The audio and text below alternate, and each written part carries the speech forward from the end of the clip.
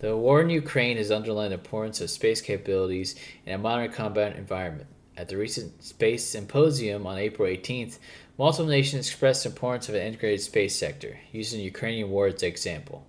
Weather data, communications, GPS, and intelligence were all provided to Ukrainians via satellites. Direct military data, such as up to date intelligence and GPS data for precision military systems, are just some of the examples, but satellite imagery has also played a role in the information war. Russian war crimes were exposed in multiple areas after Russians blamed Ukrainians for civilian deaths, but later was determined the work of the Russian military. Along with military satellite support, the commercial sector has proved valuable to the intelligence effort.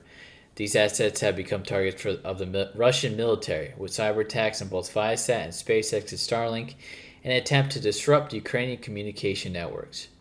Kila Sebolt, the U.S. Air Force Deputy Undersecretary, has been quoted in saying there is a need to protect and defend commercial space assets. One of the interesting outcomes is the resilience of extensive low Earth orbit constellations to electronic warfare, a fact played out with Starlink's able to mitigate extensive cyber attacks against their systems.